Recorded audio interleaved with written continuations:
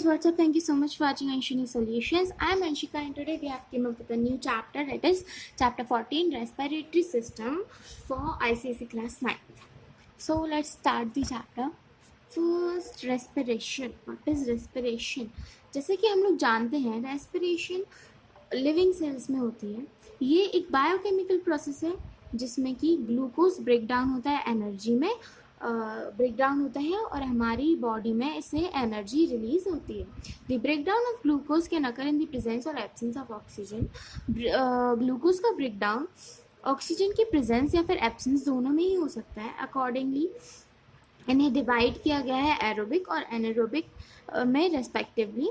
During जब aerobic respiration होता है ग्लूकोज कंप्लीटली ऑक्सीडाइज्ड होता है और कन्वर्ट होता है कार्बन डाइऑक्साइड और वाटर में और एनर्जी रिलीज करता है. जबकि एनारोबिक रेस्पिरेशन में इनकम्प्लीट ऑक्सीडेशन होता है ग्लूकोज का और वो पायरुविक एसिड और कार्बन डाइऑक्साइड रिलीज करता है with a little amount of energy, जिसमें ज़्यादा एनर्जी रिलीज नहीं होती. Anaerobic respiration occurs in certain bacteria and fungi, fruits and seeds. Also, some plants respire anaerobically when they have adverse climatic conditions.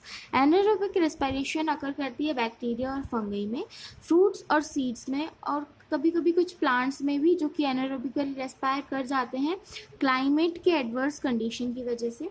In man also anaerobic respiration होती है जब प्रोलॉन्गेटेड physical exercise करते हैं हम लोग. When oxygen supply to skeleton muscles proves to be insufficient, जब हमारी body में ऑक्सीजन सप्लाई इनसफिशिएंट हो जाता है.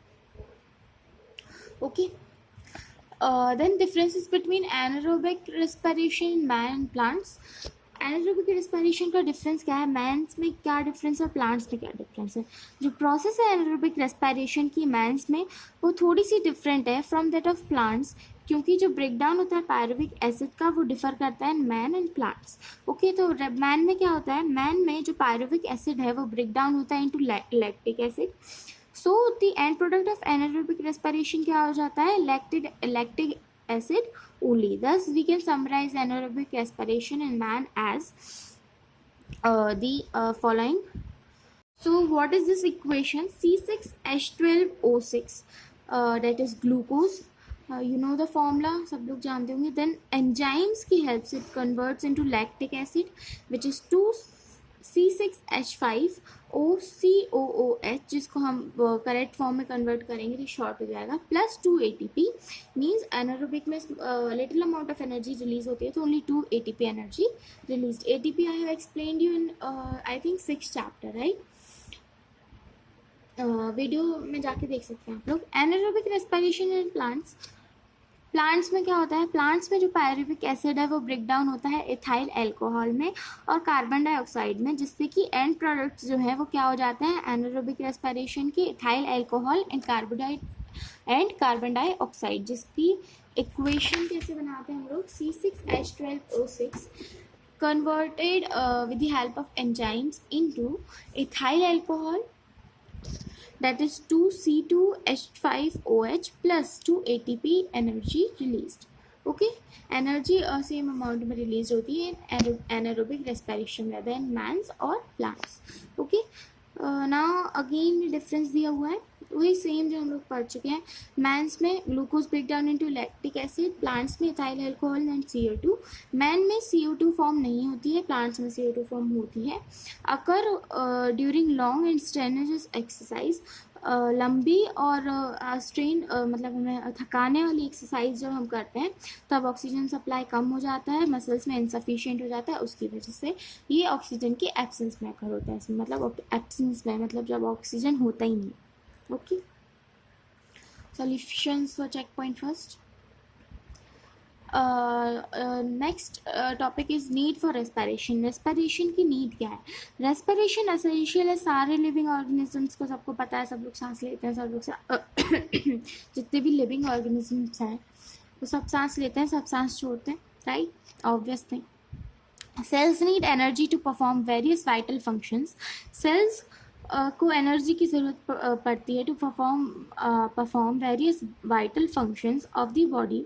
This energy comes from the breakdown of glucose. ये एनर्जी ग्लूकोज के ब्रेकडाउन से मिलती है. जो एनर्जी रिलीज होती है वो स्टोर हो जाती है एटीपी मॉलिक्यूल्स में और यूज़ होती है as a function in the body when required.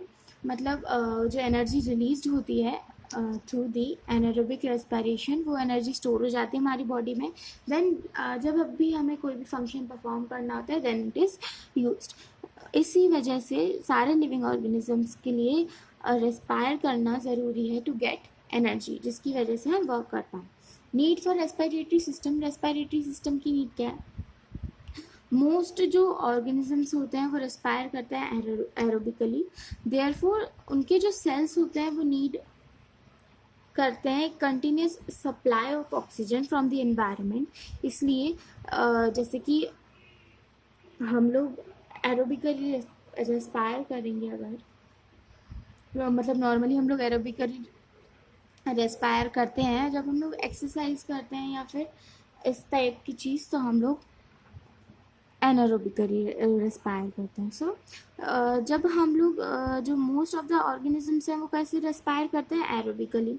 इसलिए उन्हें उनके जो सेल्स में है वो कंटिन्यूस ऑक्सीजन की सप्लाई की नीड होती है. इसलिए ये जो नीड होती है to expel carbon dioxide from the cells, और इसलिए इस चीज़ की भी नीड होती है कि हमें कार्बन डाइऑक्साइड अपनी बॉडी के सेल से निकालना होगा.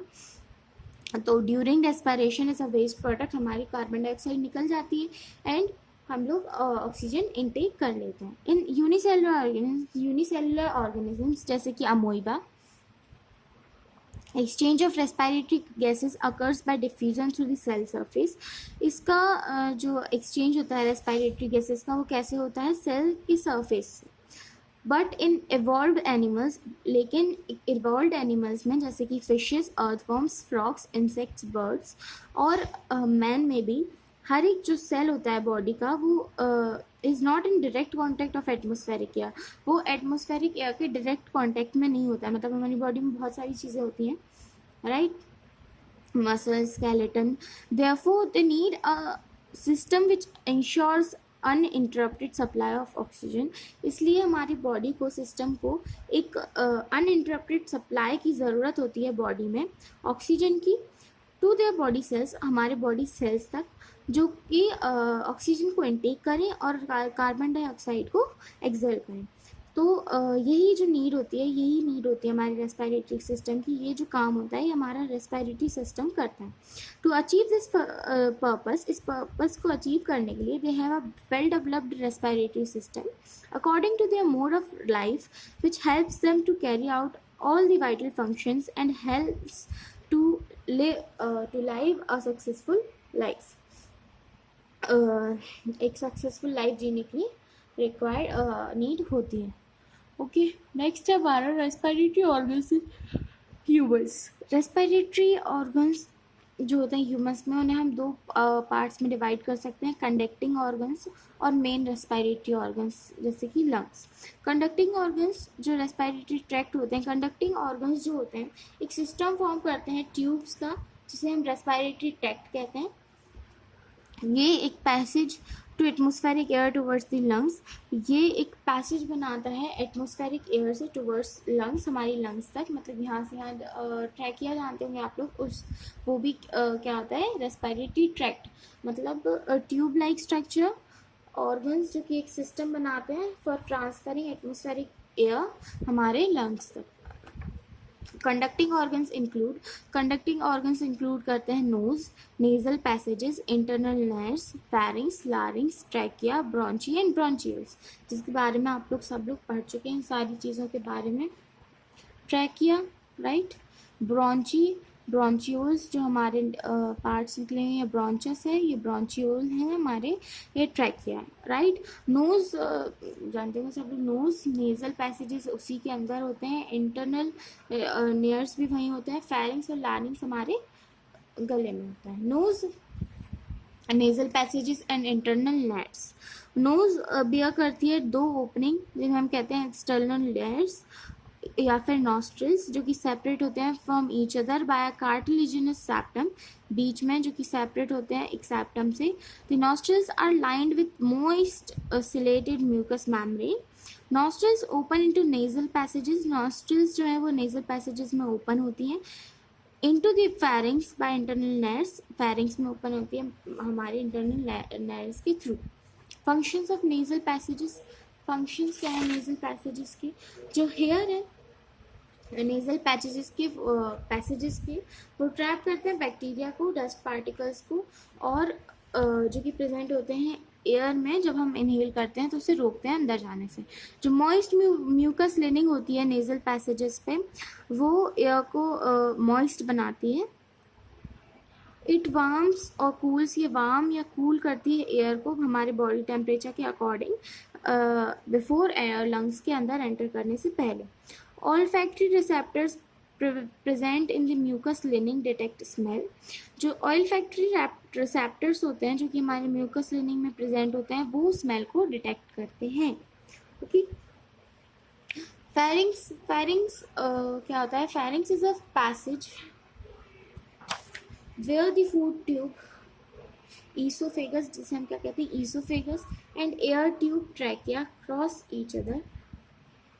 फेरिंग्स वो जगह होती है जहाँ पे फूड ट्यूब जो होता है हमारा ईसोफेगस और जो ट्रैकिया होता है जो कि हमारा एयर ट्यूब होता है वो एक दूसरे को क्रॉस करते हैं. The opening of trachea and the pharynx is called glottis. जो ओपनिंग होती है ट्रैकिया की फेरिंग्स में उसे हम ग्लॉटिस कहते हैं. और वो गार्डेड होती है कार्टिलेजिनस फ्लैप से जिसे हम एपिग्लॉटिस कहते हैं. Okay. During swelling of food, जब हम फूड को स्वेल करते हैं एपिग्लॉटिस जो है वो क्लोज हो जाता है और ग्लॉटिस एपिग्लॉटिस जो है वो ग्लॉटिस को क्लोज कर देता है और फूड को रेस्पिरेटरी ट्यूब के बाहर ही रखता है. ओके. सो दैट हमारा मतलब हमारा जहाँ से एयर जा रही है और जहाँ से फूड जा रहा है वो मिक्स ना हो. लारिंग्स या फिर हम इसे वॉइस बॉक्स भी कह सकते हैं. जो एंटीरियर पार्ट होता है ट्रैकिया का वो रिलेटेड होता है और is associated with the production of voice, और उससे वॉइस का प्रोडक्शन होता है जिसे हम कहते हैं लारिंग्स या फिर voice box. It is formed of 9 cartilages. ये 9 कार्टिलेजेस से बना हुआ होता है. 2 सेट्स ऑफ मसल्स, जिसमें 2 सेट्स होते हैं मसल्स के और 2 पेयर्स होते हैं वोकल कॉर्ड्स के. The vibrations of vocal cords produce voice. जो वाइब्रेशन है vocal cords का वो वॉइस को प्रोड्यूस करता है. अगर हम लोग बहुत डीपली जाएंगे तो बहुत टिपिकल लगेगा कि हम लोग कैसे बोलते हैं, but we are speaking normally. हम लोग बोल रहे हैं अभी हम आपको कितना कुछ मतलब आई एम कंटिन्यूसली स्पीकिंग ना लाइक दैट मीन्स ये भी वॉइस वोकल कॉर्ड्स जो हमारी ये वाइब्रेट हो रही है इससे हमारा एक एक वर्ड निकल रहा है. ओके. ट्रैकिया और विंड पाइप, ये एक लॉन्ग ट्यूब होता है. It extends from larynx in the neck to bronchi. ये एक्सटेंड होता है फ्रॉम लारिंग्स से स्टार्ट होकर हमारी ब्रॉन्ची तक जाता है थोरैकिक कैविटी में. It lies ventral to the esophagus. Esophagus में वेंट्रल लाई करता है. It walls in supported with C shaped cartilaginous rings to prevent collapsing of trachea. इसकी जो वॉल है ये सपोर्ट करते हैं सी शेप्ड cartilaginous rings को to prevent collapsing of trachea. Bronchi and bronchioles. On entering thoracic cavity, trachea divides into 2 primary bronchi. thoracic cavity में enter करने के बाद trachea mainly 2 bronchi में divide होता है. primary bronchi, left primary bronchus and right primary bronchus. The right branches is slightly larger than the left one. Bronchial tree क्या होता है? Each primary branches, हर एक primary branches, that is this is branches, right, contain करता है. Each primary branches enters the lungs of its size. The immediately divides into secondary and tertiary bronchi. Secondary और tertiary bronchi में divide हो जाता है. इसकी जो ब्रांचेस होती हैं उन्हें हम कहते हैं ब्रांचियल्स. मतलब ये जो हमारा ब्रांचेस है divides into secondary and tertiary. Then it also divide उसकी भी ब्रांचेस निकली होती हैं जिन्हें हम कहते हैं bronchioles. These right? Okay. Or terminal bronchioles and then in respiratory bronchioles. A bronchus with its branches is called a bronchial tree. एक bronchus उसकी branches के साथ में मतलब एक पूरा part उसे हम कहते हैं bronchial tree. Lining of respiratory passage की lining जो लारिंग्स होते हैं, ट्रैकिया होता है, ब्रॉन्ची होते हैं, ब्रॉन्चियोल्स होते हैं, और जो रेस्पिरेटरी ब्रॉन्चियोल्स होते हैं वो लाइंड होते हैं दो तरह के सेल्स से. सिलेटेड कॉलमनार एपिथेलियल जो कि बियर करते हैं cilia at its free ends, उसके फ्री एंड्स पे, और म्यूकस जो कि सीक्रेट होता है गोपलेट सेल्स में. These cells together form leaning of pseudostratified epithelial in respiratory passages. The lashing movement of cilia pushes mucus laden with bacteria and dust particles out through the larynx and keeps the respiratory passage clean, और respiratory passage को clean रखता है. Alveolar sacs and alveoli. Alveolar sacs क्या होते हैं और alveoli क्या होता है? The respiratory bronchioles होते हैं वो finally end होते हैं एल्वियोलर डक्ट्स में. हर एक एल्वियोलर डक्ट कनेक्ट होता है with several thin walled alveolar sacs. ये जो वॉल होते हैं ये फॉर्म करते हैं न्यूमरस स्मॉल पाउचेस जिन्हें हम एल्वियोलाई कहते हैं या फिर एयर सेक्स. एल्वियोलाई जो है वो क्लस्टर्ड होता है साथ में एक ब्रांच ऑफ ग्रैप्स की तरह. इसमें दिख रहा होगा आपको ब्रॉन्चियोल्स. ये ब्रॉन्चियोल आ गया हमारा एक, मतलब ट्रैकिया से वो यहाँ से डिफ्रेंशिएट हुआ. देन एल्वियोलर डक्ट बनाते हैं, ये हमारे एल्वियोलर डक्ट है, और ये साथ में एक एल्वियोलाई फॉर्म करते हैं जो कि किसकी तरह लगता है? ग्रैप्स के गुच्छे की तरह लगता है. एल्वियोलाई और air sacs functional units of lungs. Alveoli और एयर सेक्स जो है वो फंक्शनल यूनिट है लंग्स के. ये हेल्प करते हैं exchange of gases between blood और एयर. ब्लड और एयर में एक्सचेंज ऑफ गैसेस में हेल्प करते हैं. जो एल्वियोलर वॉल्स होते हैं वो उनके फॉलोइंग फीचर्स होते हैं जो कि उन्हें एफिशिएंट सरफेस और गैसेस एक्सचेंज बनाते हैं. एल्वियोलर वॉल्स थिन होते हैं और फॉर्म करते हैं single layer of squamous epithelial. Alveoli covered होते हैं एक नेटवर्क ऑफ कैपिलरीज से फॉर रिच ब्लड सप्लाई के लिए. Alveoli have enormous surface area for gases exchange. Alveoli के पास एनॉर्मस सरफेस एरिया होता है for gases exchange. Alveoli have oxygen rich air. Alveoli में ऑक्सीजन रिच एयर प्रेजेंट होती है, okay, जो कि जाती है हमारे ब्लड्स में जिससे हमें एनर्जी मिलती है. उसके बाद हमारा लंग्स.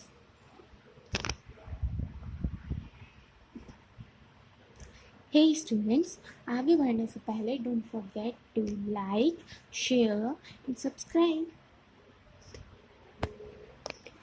लंग्स जो होते हैं हमारे वो मेन रेस्पिरेटरी ऑर्गन्स होते हैं हमारे बॉडी के, जहाँ पे एक्सचेंज ऑफ गैसेस होता है बिटवीन एटमॉस्फेरिक एयर और ब्लड के बीच में. Respiration through lungs is called pulmonary respiration. Lungs के थ्रू जो रेस्पिरेशन होती है उसे हम पल्मोनरी रेस्पिरेशन कहते हैं. लंग्स जो है वो एक पेयर में होते हैं conical highly elastic spongy air filled sacs के formed of millions of alveoli से मिलकर बने हुए होते हैं. क्योंकि ये जो कॉर्नर्स पे दिख रहे हैं आपको ग्रेप लाइक स्ट्रक्चर, ये पूरा एल्वेलाई होता है हमारा. और जो लंग्स होते हैं वो कॉनिकल और highly elastic spongy air filled sex से बने हुए होते हैं जो कि क्या होते हैं? हमारे एल्वेलाई होते हैं. ये एनक्लोज होते हैं एयर टाइट थोरेसिक कैविटी से. द राइट लंग होता है हमारा वो लार्जर होता है विथ थ्री लोब्स के साथ, जबकि जो लेफ्ट लंग होता है वो छोटा होता है with 2 lobes. It is smaller in size to accommodate. Smaller होता है साइज में टू एकोमोडेट द हार्ट को एकोमोडेट करने के लिए. Which is incline towards left, जो कि हमारे लेफ्ट साइड पे होता है. मतलब हमारे लेफ्ट साइड पे लंग्स ही प्रेजेंट नहीं होता है, लंग्स के साथ साथ हार्ट भी होता है. तो हार्ट को स्पेस देने के लिए हमारा लेफ्ट साइड वाला लंग छोटा होता है. जो लंग्स होते हैं वो इनक्लोज होते हैं bye double layered membrane called pleura. The two pleural membranes are separated by a thin spaced filled with pleural fluid. The fluid lubricates the membranes to avoid friction. जो लंग्स इनक्लोज होती हैं double layered membrane से, जिसे हम pleura कहते हैं. जो दो प्लोरल मेम्ब्रेन्स होती हैं वो सेपरेट हो जाती हैं और एक थिन स्पेस से फिल्ड हो जाती है, हम कहते हैं प्लूरल फ्लूइड. मतलब वो दोनों के बीच में स्पेस आता है वो फिल्ड हो जाता है प्लूरल फ्लूइड से. ये जो फ्लूइड होता है ये लुब्रिकेट करता है मेम्ब्रेन्स को टू अवॉइड फ्रिक्शन को अवॉइड करने के लिए.